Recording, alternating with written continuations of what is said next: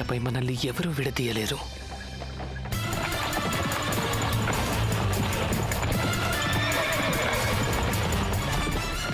ఊర్మి, ఇక్కడికి దగ్గరలో శివాలయం ఉంది.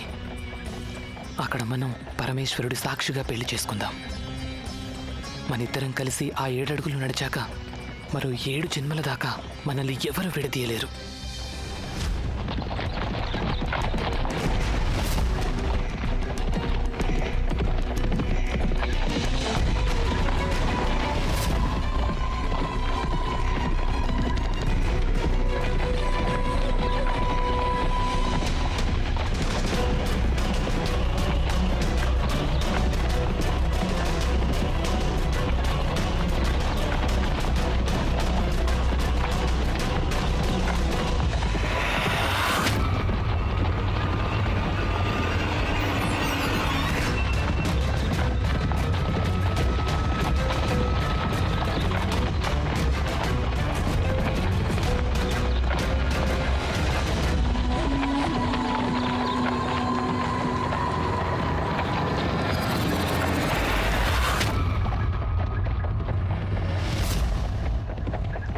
అరే, ఇంత వేగంగా ఎందుకు తోలుతున్నారు?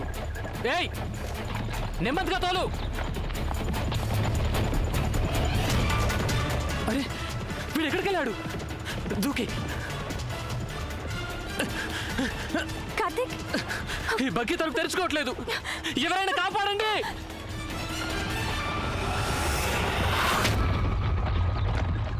అక్కడేదో లోయ ఉంది, మనం అందులో పడిపోతాం. ఊర్మి, మనం 7 అడుగులు నడవకపోతేనే 7 జన్మల బంధం మనది కార్తీక్. ఊర్మి, ఈ జన్మలో మన ప్రేమ ఫలించకపోయినా వచ్చే జన్మలో ఖచ్చితంగా ఫలిస్తుంది.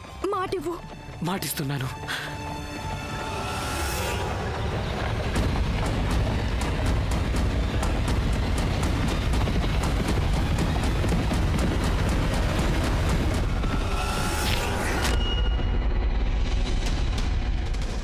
రాణా గారి కథ ముగిసిపోయింది. ఇక మా అన్నయ్య ఎలాగైనా గాయత్రిని సొంతం చేసుకుంటారు.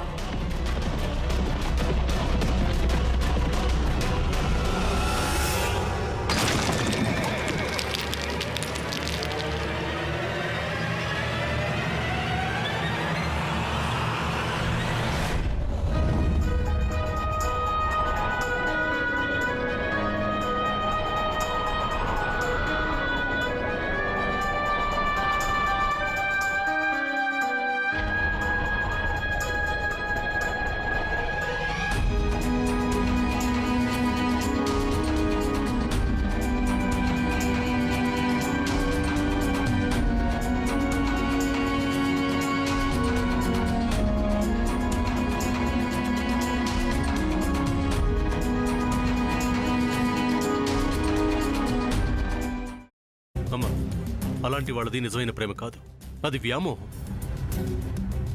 ఎగ్జాక్ట్లీ చిన్నత్త, నిజంగా ప్రేమించుకున్న వాళ్ళు అలా చేయరు. ఎంత మనసు విరిగిపోతే కన్న కూతుర్ని పట్టుకొని మా దృష్టిలో చచ్చిపోయా ఉంటుందా తల్లి? అది సరే అమ్మా, తన కూతురుతో తన మాట అనేటప్పుడు ఆమె మాటల్లో వ్యథ, కళ్ళల్లో బాధ గమనించావమ్మా? పెద్దబాబుకు బర్త్డే విషెస్ చెప్పు కూడా వెళ్ళాం కదా. ఊరికే ఎలా కాలిపోతుంది? మంట పెడితేనో పడితేనో తగలబడుతుంది.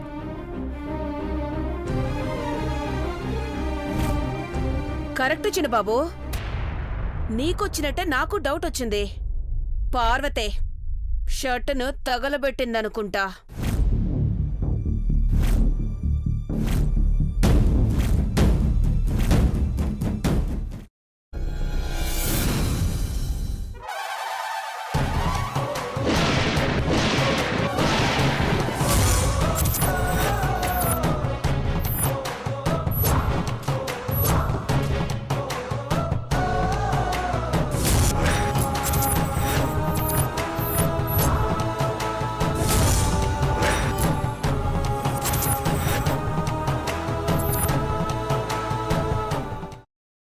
తర్వాత పొట్టు తీసేసి చాప్ చేసి పక్కన పెట్టుకోవాలి.